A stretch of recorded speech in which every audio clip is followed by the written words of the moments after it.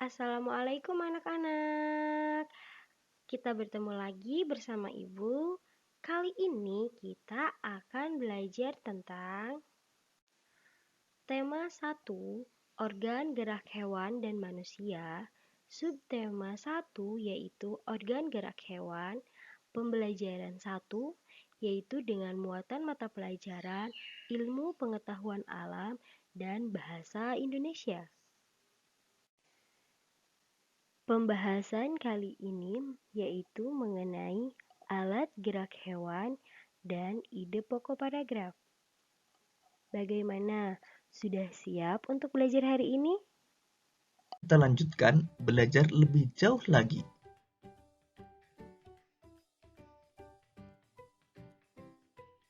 Berdasarkan ada tidaknya tulang belakang, hewan dibedakan menjadi hewan vertebrata dan hewan avertebrata.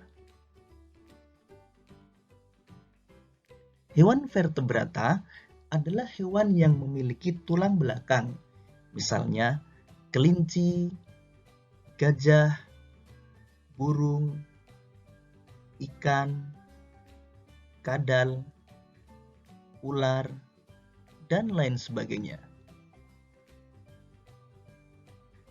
Hewan avertebrata adalah hewan yang tidak memiliki tulang belakang, misalnya belalang, cacing, siput, bintang laut, ubur-ubur, dan lain sebagainya.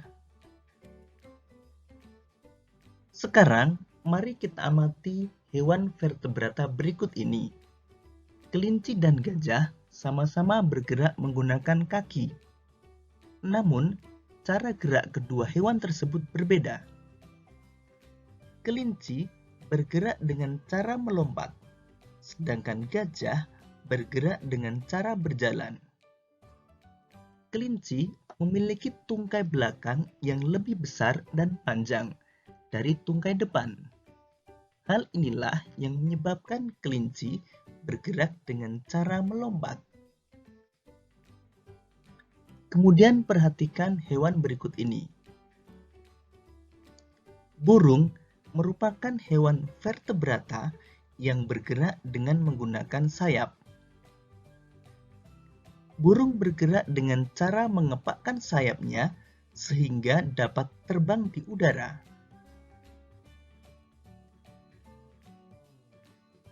Sedangkan ikan memiliki organ gerak berupa sirip. Ikan bergerak dengan cara berenang. Sirip ikan terdiri dari sepasang bagian yang ada di kanan dan kiri, serta sirip ekor yang ada di belakang. Sirip-sirip ini bermanfaat agar ikan dapat bergerak ke arah depan. Ular dan kadal merupakan hewan yang bergerak dengan cara melata. Hewan melata adalah hewan yang bergerak dengan menempelkan perutnya ke tanah. Sekarang, mari kita pelajari alat gerak dan cara gerak hewan avertebrata. Belalang memiliki alat gerak berupa sayap dan 3 pasang kaki yang beruas. Karena memiliki alat gerak tersebut, belalang bergerak dengan cara terbang dan melompat. Kupu-kupu bergerak dengan cara terbang menggunakan sayapnya. Selain kupu-kupu, hewan avertebrata yang bergerak dengan sayapnya antara lain lalat, nyamuk, dan lebah. Cacing tanah tidak memiliki alat gerak seperti kaki dan tangan. Namun, cacing tanah memiliki otot pada tubuhnya. Cacing tanah memiliki 2 macam otot, yaitu otot memanjang dan otot melingkar. Gerakan kedua otot itulah yang membantu pergerakan cacing tanah, bahkan hingga dapat menembus tanah.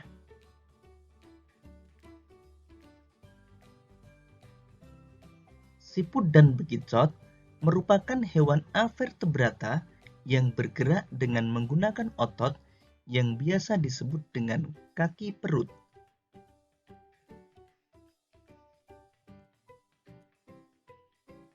Bintang laut bergerak di dasar laut dengan cara merayap menggunakan kaki-kaki tabungnya.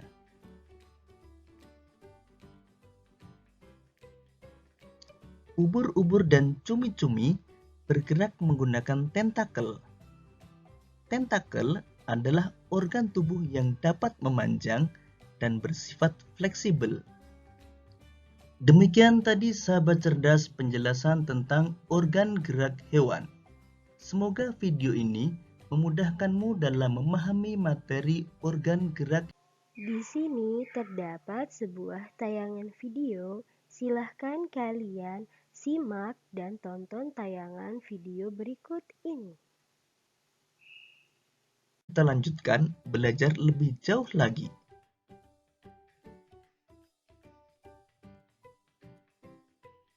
Berdasarkan ada tidaknya tulang belakang, hewan dibedakan menjadi hewan vertebrata dan hewan avertebrata. Hewan vertebrata adalah hewan yang memiliki tulang belakang, misalnya kelinci, gajah, burung, ikan, kadal, ular, dan lain sebagainya. Hewan avertebrata adalah hewan yang tidak memiliki tulang belakang, misalnya belalang, cacing, siput, bintang laut, ubur-ubur, dan lain sebagainya. Sekarang, mari kita amati hewan vertebrata berikut ini. Kelinci dan gajah sama-sama bergerak menggunakan kaki. Namun, cara gerak kedua hewan tersebut berbeda. Kelinci bergerak dengan cara melompat, sedangkan gajah bergerak dengan cara berjalan. Kelinci memiliki tungkai belakang yang lebih besar dan panjang dari tungkai depan. Hal inilah yang menyebabkan kelinci bergerak dengan cara melompat. Kemudian perhatikan hewan berikut ini. Burung merupakan hewan vertebrata yang bergerak dengan menggunakan sayap. Burung bergerak dengan cara mengepakkan sayapnya sehingga dapat terbang di udara.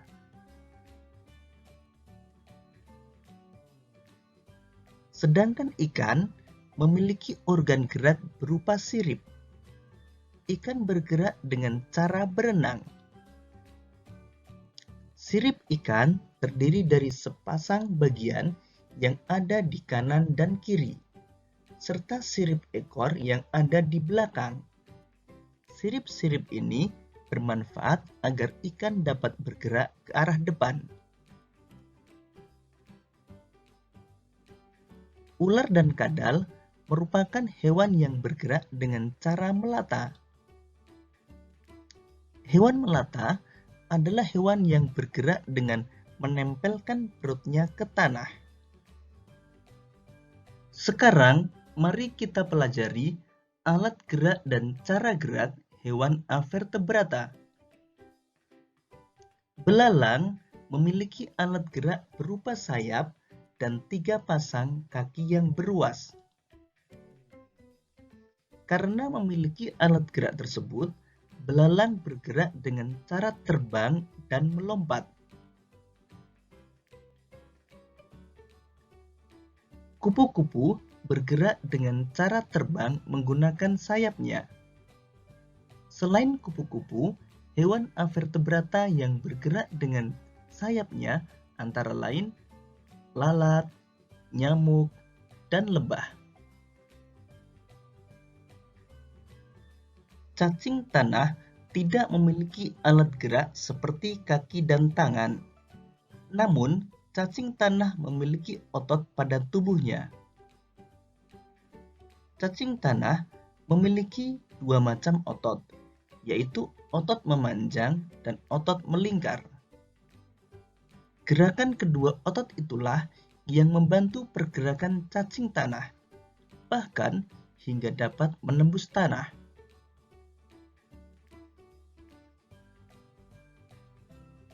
Siput dan bekicot merupakan hewan avertebrata yang bergerak dengan menggunakan otot yang biasa disebut dengan kaki perut.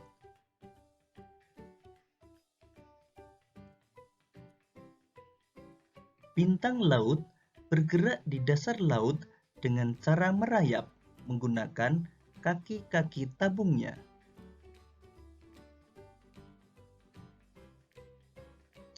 Ubur-ubur dan cumi-cumi bergerak menggunakan tentakel.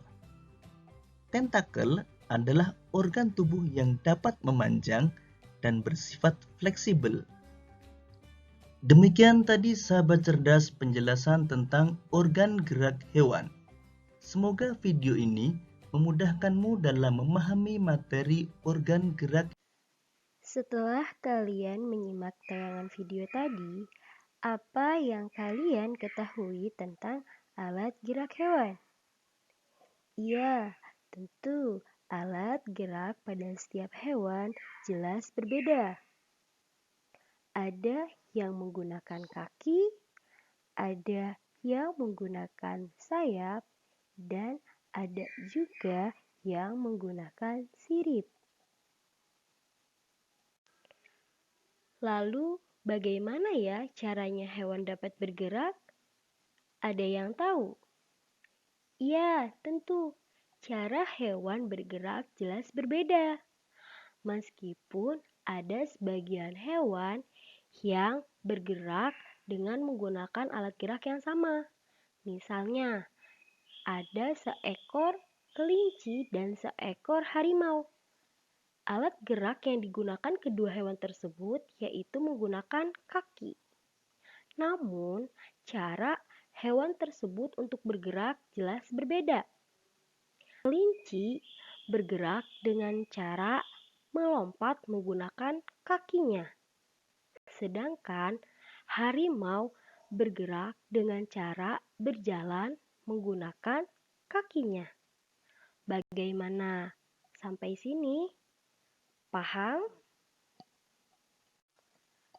Nah, selanjutnya kita akan membahas mengenai ide pokok paragraf. Apakah kalian tahu apa itu ide pokok? Untuk membahas lebih jelas apa itu ide pokok, silahkan kalian simak penjelasan berikut. Pokok pikiran adalah gagasan pokok. Kata lain dari gagasan pokok adalah ide pokok. Jadi, ide pokok dan gagasan pokok itu sama saja dengan pokok pikiran. Ketiga kata tersebut memiliki arti yang sama. Jadi, jangan bingung lagi ya anak-anak. Nah, untuk lebih jelasnya, yuk mari kita bahas apa itu ide pokok. Ide pokok adalah gagasan yang menjadi dasar sebuah paragraf. Kata gagasan yang berarti ide atau pikiran. Sedangkan kata dasar yang memiliki arti awal atau pertama. Jadi, ide pokok adalah gagasan yang menjadi dasar utama atau pertama dalam pengembangan sebuah paragraf. Perlu kalian ketahui bahwa dalam membuat sebuah paragraf, kita harus menentukan terlebih dahulu. Yang pertama, itu ada ide pokok. Langkah pertama dalam membuat sebuah paragraf, kalian menentukan terlebih dahulu ide pokok. Setelah kalian menentukan ide pokok, selanjutnya kalian membuat kalimat utama. Setelah kalimat utama terbentuk, maka kalian membuat kalimat pengembang. Apabila ketiga aspek tersebut telah terpenuhi, maka terbentuklah sebuah paragraf. Selanjutnya yaitu ada macam-macam paragraf berdasarkan letak ide pokoknya. Yang pertama ada deduktif. Artinya, kalimat utama berada di awal kalimat. Yang kedua ada induktif. Artinya, kalimat utama berada di akhir kalimat. Yang ketiga ada campuran, di mana kalimat utama berada di awal dan dipertegas di akhir paragraf. Nah, untuk lebih memahami apa itu ide pokok, silahkan kalian baca teks berikut ini. Setelah kalian membaca teks tadi, coba kalian temukan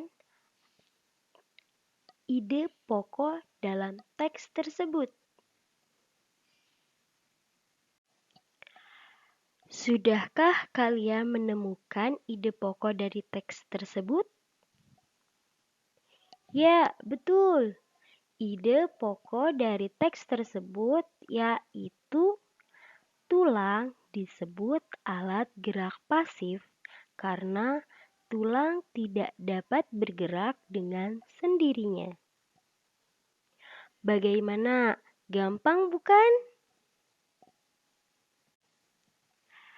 Nah, setelah kalian menentukan ide pokok dari teks tersebut, kira-kira kalimat tersebut termasuk ke dalam paragraf apa ya? Ada yang tahu? Ya, betul. Berdasarkan letak ide pokoknya, kalimat tersebut termasuk ke dalam paragraf deduktif. Mengapa demikian? Karena letak ide pokok tersebut berada di awal kalimat. Setelah kalian menyimak penjelasan mengenai materi tadi, apakah ada yang ingin bertanya? Ya, jika tidak ada, maka untuk lebih memahami terkait materi hari ini, silahkan kalian kerjakan lembar kerja peserta didik yang telah Ibu bagikan tadi melalui WhatsApp group. Silahkan kalian isi dan kalian kumpulkan hari ini pukul 1 siang. Baik, kegiatan hari ini tidak terasa ya telah selesai tersampaikan. Silahkan kalian kerjakan LKPD-nya dan Ibu ucapkan terima kasih kepada anak-anak yang telah ikut serta dalam kegiatan pada hari ini. Ibu tutup, cukup sekian. Wabillahi taufiq wal hidayah. Wassalamualaikum warahmatullahi wabarakatuh.